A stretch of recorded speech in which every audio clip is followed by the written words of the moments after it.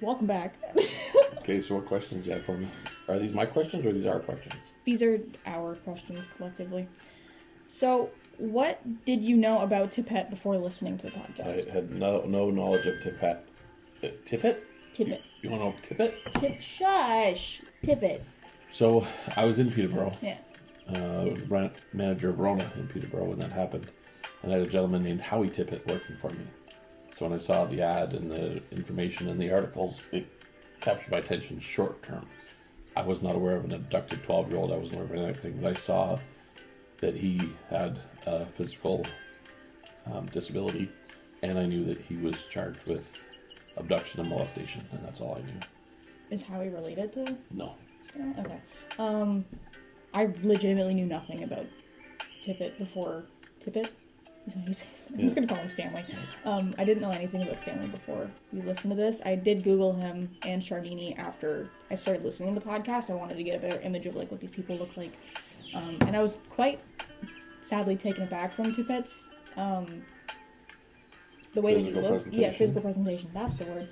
I wasn't expecting that, to be completely fair. So, do you see the intent of the media and of the police because of his presentation? Like in the podcast, they said that they didn't include his picture originally. Yeah. Because they didn't want to have people just see that he looked like a monster and make him into a monster. I didn't know that. The girl said it in the podcast that I chose to refute. I chose to not include a picture of him. What do you think of the chance that the people that were investigating involved in it, because he appeared like a monster, that they had a preconceived idea about him as well? Because the one officer, there was an abducted girl who went missing, whose body was found, who had circumstantial evidence about Tippett. Tree. And then there was the 12-year-old who, again, they didn't have isolated, and he said this was the worst situation I've ever had to deal with, and he is the most terrible criminal I've ever met. Tippett? Yeah. So yeah, he said that since Sharmini's disappearance, his life has been hell. Who's Tippett? Tippett, yeah. Of course it has. Because he was just like, oh my god, the media's been after me, the police have been after me. It's like, no shit, dude. He burned things. He had a whole record of stuff. Like I said, he was dressed up as a cop with a baton. Mm-hmm. He was taking kids to the pool. He was trying to be involved in with kids in his building. Yeah, that's he moved weird. He moved around a lot. He harassed his neighbors. He's got some issues. Mm-hmm. And again, I'd have to dig into it further, but in my opinion, based on the circumstantial evidence, my tendency is to lean towards the fact that he's guilty. So yeah, poor Stanley. You know, I'm on the same boat. Like I said before, there's just way too much. He knows way too much about the day that Sharmini went missing. I'm just going to repeat my point because we're going to use this part. Okay. He just, the amount of detail that he remembered from the Saturday that Sharmini went missing was kind of confusing, because to any other person, that would have just been a regular day, going around, mowing lawns, fixing his truck, stopping at the mall. Like, he would have just been able to give off little details, but the fact that he was able to remember every address where he went, where he was at this time, that time, like, of course he had to do something. Like, it had to be something with Sharmini, because why were those times and dates so important to him if something didn't happen that would trigger that? Exactly. The other thing too is the fake job. Yeah. He did that again later. Like, he offered a fake job to a young girl. Yeah. He's yeah. Wasn't there a theory that Stanley had offered Sharmini a job as like a police, like a yes, a drug informant. She that's was it. To yeah. Discover and I was going to say drug dog. That is not the right word. Find people involved in illicit acts, yeah. And then make him aware of it. But the whole point of it was her job was to be covert. She wasn't to tell her friends. She wasn't to tell her family. Which plays right into his field. Yeah, which is so creepy. Are we ready to move on? Sure. Well, what did you think of the when the officer said there was a $50,000 reward for any information leading to the arrest of somebody for the disappearance of, is it Sharmini? Sharmini, yeah. Sharmini. Do you remember what he said? No. I listened to the podcast like a week ago. Since 1954, the Toronto Police Department has never paid a reward. Really? When they offer it, it never helps. That sucks. It's crazy. What's the next question? You'd think that a lot of people would actually come forward for something like that. But it'd be a lot of false information. And I don't think that people are withholding information and thinking, holy crap, 50 grand. Yeah, now I'll help find a 15-year-old girl who's been chewed up by coyotes. Good point. Did your past knowledge about Tippett change? Tippett? Stop it. Are you going to knock it over? Or are you just going to tip it?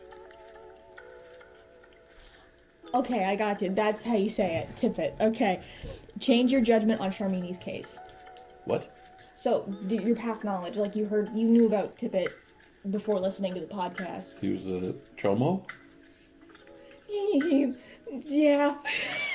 What? I watch SVU. I know you do. You did chomo. What's the question?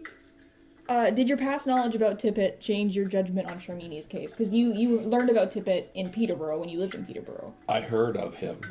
I had no idea the detail. I didn't know he was going in schoolyards and trying to bring lunches and talking to kids and stuff like Girl Creeper stuff. Yeah. I had no knowledge of Sharmini. Yeah. And I genuinely, seeing pictures of him, I thought there was some sort of mental disability as well. And then when I heard he was charming and he thought he was a police officer and he had all this ability to manipulate and potentially deceive people, my opinion changed completely because tendencies. Yeah, he had full capacities and he was diabolical in my opinion. So yes, my opinion changed because I didn't even know about Sharmini. I didn't know anything about Tippett before I listened to the podcast, so I really can't answer that question. What are your thoughts on Tippett's testimonies to the detectives saying, and I have a bracket, saying every detail of his day, stopping to cool down his truck without mowing any lawns, like... Well, see, there's a justification to it. Like, he can say he wants to be and has all of the skills and abilities of a police officer, so his ability to retain and keep information and do that is in his nature, because that's what he wants to do. Yeah. But then it is creepy, and it's who does remember all those things unless it's a important date to you personally, and how does he explain the gaps? Because if he has all that detail and all that information, and yet there's gaps in time where he could be doing things that were unspeakable, it's not consistent. Like, he could legitimately tell you how many square footage of the third lawn that he cut that day. North, south, east or west. Yeah, like how he cut the lawn, and he could go through all that detail, but then you're like, okay, where were you at like 10:30? And he'd be like, I don't know. 10:30 was at the Fairview Mall seeing Sharmini, so it's a bad random example. Okay, where's a good random example then? I don't remember specifically enough, but 9 o'clock and 10:30 were two things from the reports that were very specific. Of course, that's why it came up in my mind. Yeah. Where were you at 10:30? Where was I at 10:30 a Saturday? June 12th. What year? 1998. Not alive. Not alive. So you say. So you say. All right, go ahead. Joke's on you. I'm actually 25 years old. You can't say the word Tippett. And I can't say. What's the next question? I want to say something else. Okay, go ahead. Which I completely forgot because you got me all tipped over. Mm-hmm. Yeah. So 10:30. 10:30. Oh no, I can't remember what I was gonna say. Oh yeah, in my experience, people who talk too much normally are trying to hide something. That's a fact. Yeah. So Tippett talking about so much detail of his day, he's hiding something. Like he's not sharing the entire truth. I've interviewed multiple people committing fraud in business through shoplifting or theft of money or whatever. Yeah. And the power of silence is crazy. And if people do talk too much, that's a clear indication that they're hiding something for sure. What do you believe happened on the day that Sharmini went missing? I believe Tippett's a creeper. I believe he persuaded her to get her away and to build himself up, and I think he probably attacked and killed her in that park, and he got away with it. I think that she was given the job from Stanley. There was no job. I know, but she was like given a job, quote unquote. Like, because... Just for the record, we're doing a recording, so you can't do air quotes. That's why I said it. I said quote unquote. Okay. That's, yeah. Don't... No, like... What I think happened was that Tippett... She believed there was a job. Yeah. Tippett gave her, like, this idea that she was going to be going to a job, and that she couldn't tell any of her friends and family. She did tell her friends, though. I know, but I'm saying, like, the whole, Secrecy. The secrecy, like, the police job, that's what I'm thinking is what happened, because Tippett, with his past of, like, acting like a police officer, I think that he convinced Sharmini to do that. Like, I think that's the path that was taken that day. I do believe that... Oh, shoot, your phone locked. I do believe that Tippett did kill Sharmini. Not sure if it was on that day, but I do think that he was, in fact, her killer, which is sad that they didn't actually give him any time for that or give him any repercussion for that, because her case is still open. Yeah, but it's all circumstantial, and because of the devouring of evidence by the coyotes, there's no ability for the remains to catch Tippett in the act. And they also said that the detective that was working Tippett's case also worked a case before his, that they were so dead set on one suspect that they found out that it wasn't actually him, and they didn't want to use that same mindset when they were going after Tippett. And so that's why he probably, like, surpassed the repercussions, was because the detectives didn't want to use the same mindset. I think that's an unfair assumption. I don't think that would play into it. Like, I think that his deformity, his ailment, was they were precautious to make him a monster. Yeah, they didn't want to seem... But their preconceived ideas were in their mind when they looked at him. He looked like a monster. So, yeah, I don't know. I've never been a police officer, and I don't know the chances of that happening. I can't see it playing a part. Mm-hmm.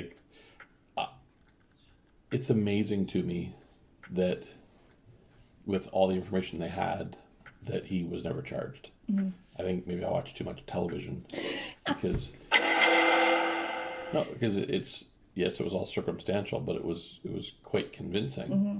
and it just fizzled out. I don't think I can see Tippett as being innocent. Like, I know the whole innocent till proven guilty thing, but because of his...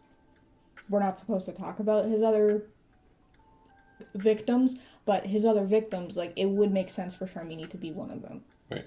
Like, she fits that. I don't know what the statistics are, and so I'm going to throw out what I believe to be true, but it's something like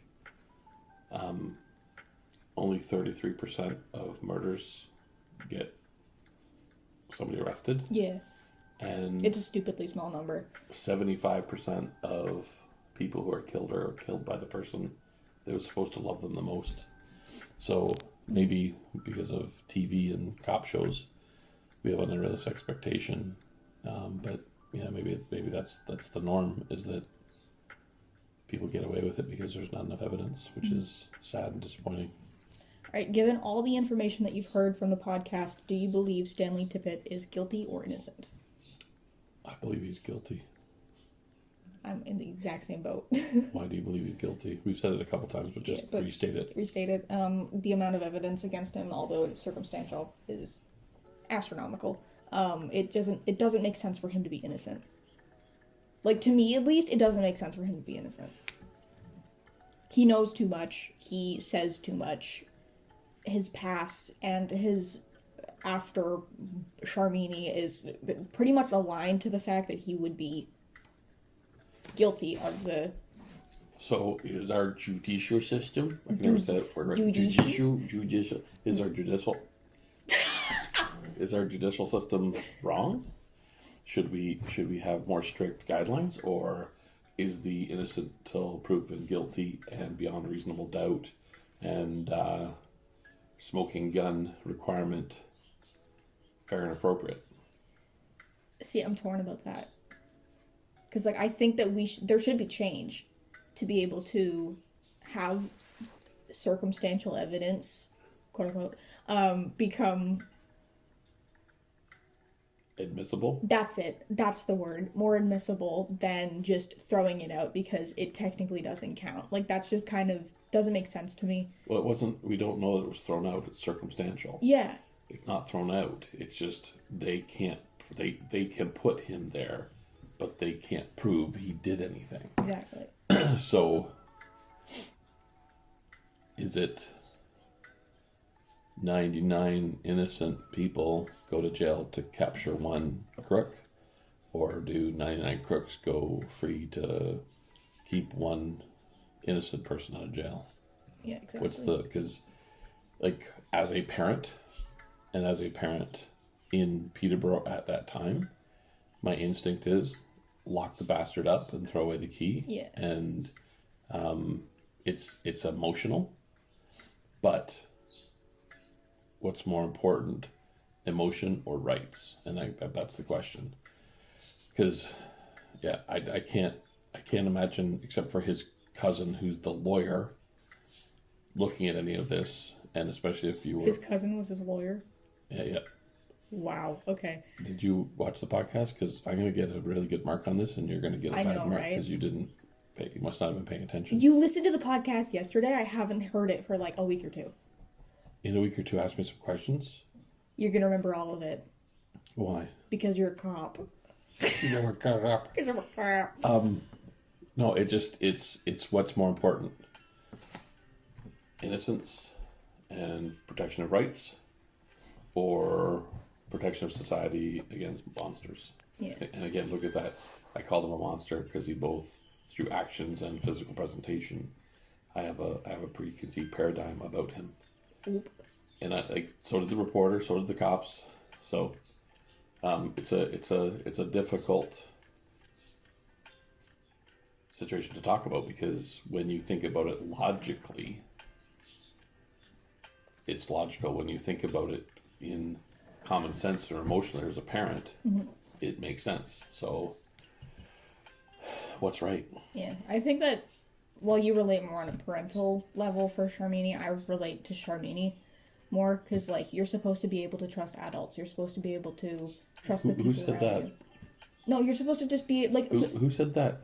No one. I'm just saying You're that supposed to be able to trust adults? the people around you that are supposed to take care of you. Like, she trusted Tippett because he was in her life. He was often like bringing her to the pool and hanging out with her and stuff like that. You should be able to trust people like that. Okay, so we got to reprogram you, because as an adult, I will advise you as an adult not to trust people, not just as a young child and a young kid. Well, like, obviously you should be like... There was an oversight, in my opinion. Don't trust strangers. The parents in that building and Sharmini's parents. Like, this guy's pretending he's a cop, got a cop jacket, got a billy club, walks around like telling people he's a cop. The cop's got a hat, I want a hat. The cop's got a hat, I want a hat. WKRP reference. There's nobody that's taking you to a pool of swimming. Like remember your childhood. Remember Mike, our neighbor. Yeah. With Chantel and her little brother. Yeah. We all went. Yeah. And I always went. So okay, so here's the thing. Amelia comes over today. Amelia's a family friend. Amelia comes over and she's like, "Hey, I want to go swimming with Brooke. Let's go to like a public pool and go swimming. Would you let me go with Amelia?" Yes. Yeah. Why? Because I've known Amelia for 4 years. Mm-hmm. I've seen and met and interacted with her daughter. I know her husband really, really well. And the statistical chance of a female doing anything to children is exponentially diminished. Todd. No, Todd's a creeper and a dirty bastard, and he can't. I'm sending this to Todd. That's okay. I told Todd this. I love you, Todd. I'm just kidding. No. There's not.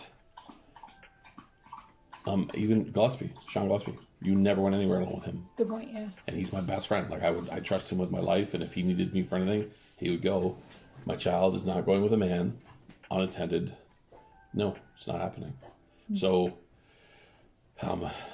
yeah, in my opinion, and it's probably frowned upon, but the parents had some responsibility because they were careless. They took the easy way and allowed somebody who was conducting themselves inappropriately in their building to have access and control to over not their just daughter. Charmini, but also Yeah. the brother, because they went to the pool together. But Brooke, seriously, look at how often I was full protect with you and your sister when you were growing up. And did I give you freedom? Yeah. Did you feel like you were retained and refrained from doing anything? Yeah. No, you didn't. You said yes. Oh no, sorry, I was paying attention to the dog. But it's like yes, there are some trust things that have to happen. Probably the biggest one was Ryan in London. You guys would be outside playing, and he was a big kid because he was tobogganing and playing hockey with you guys, stuff like that. But you were arms throw away, and that's the only person I can think of. This guy, who they didn't know well, who impersonated a police officer, and took swimming. Yeah, it's kind of weird. Yeah, swimming is Of anything is going down to your gitchies and jumping in a pool. Gitchies? Well, I don't know what to say. Are we in the 80s? I am. Gitchies? I am. But yeah, it's I inappropriately. The parents probably should have been more cautious with somebody conducting themselves in that fashion. So, do you blame the parents? Do you blame Charmini? Or do you blame Tippett? Do you blame the detectives? Like, who do you blame for what happened? Blame is a harsh word. Yeah, true. The person I blame because I believe is guilty is Tippett. Same here. Because, in my opinion, he conducted himself in this fashion and did these things. Assuming he's guilty. Yes, but I believe he's guilty. I do not blame the reporter or the police officer or the parents. Hindsight is 20/20, and when you are looking back and reflecting on things, you always think shoulda, coulda, woulda. If the dog hadn't stopped to take a poop, it would have caught the rabbit. Yeah. But I know how I was and am with you and your sister, and you guys are now 20s.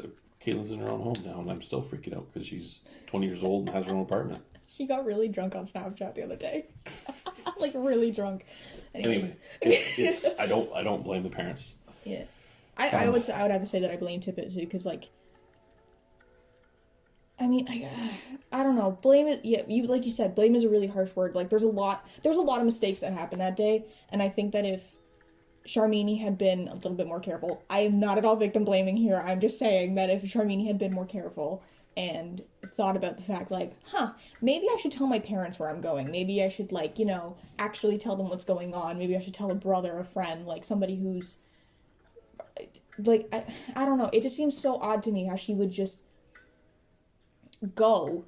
How old was she? Like, 15? Right. Do you know how naive a 15-year-old is?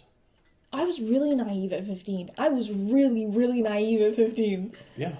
Yeah. And so that's what predators do, is they prey on loneliness, they play on confidence, they play on naivete. Being naive. Oh. Naivety? Judicial system. They They play on that stuff, and they use it to get what they want. Yeah, I think that there was mistakes definitely from every angle of this, but I'm most certainly not putting the majority of the blame on anybody else except for Tippett. Like, again, there's no blame on anybody except Tippett. I'm blaming Tippett. Circumstantial, 20/20 hindsight. Yeah. We can be judgmental. Again, like I don't know the difference in loss from reality to TV shows. Yeah. But as a parent, when I heard him acting like a cop in a swimming pool, my alarms were going off like crazy. Yeah. And you know that it's not because I knew the outcome through direct personal experience. Yeah, like, you know how I was as a hindsight. parent. That did not happen. Mm-hmm. All right, I think we're good to wrap up now. I just have one more question. Why do you think I use this media? Why do you think I use a podcast of me and you having a conversation? Because, first of all, you respect my presentation of my opinion, and you feel that I'm smart, so I would contribute to it. And secondly, you were hoping for tidbits of humor and entertainment. Yeah. That you could interject because of our relationship and how spontaneously humor erupts. The only problem is it's usually mostly funny just to you and me. Oh, yeah. 100%. Oh, yeah. And you know how they say, it was funny, I guess you had to be there? Being recorded. She's basically here. I don't know which teacher's listening to this. So you're welcome, teacher. It's Mr. Mowat, I don't know. Mr. Tippett, Mr. Topet, Mr. Mowat, Mr. Toupee. Toupee. Mr. Toupee! Yeah, I think I chose this media. I chose the podcast because I do like... Is it media or it's medium? a media. Why this media creation? I think we'll say medium. I chose this medium because I like to have conversations with you. I think it's quite entertaining. We do have a lot of conversations. We have a lot of conversations. You're literally my dad. Literally? Like, not figuratively? You're figuratively and literally my father. And we do talk things out a lot, so I think that if we recorded us talking out this... It would help you get through your assignment and effectively achieve your goal? Yeah. Well, you're welcome. You stop taking the words out of my mouth. There's an oral segment for me, not for you. Your face. Oh my god. Anyways. This is me being silent. This is you being silent? Do your part. I don't know what my part is. You took all of it from me. Can I just tell the teacher that I have a really low voice? Hello, this is Brooke. Robin Musgrave. I have a throat. Luke, I am your father. I have, strep throat.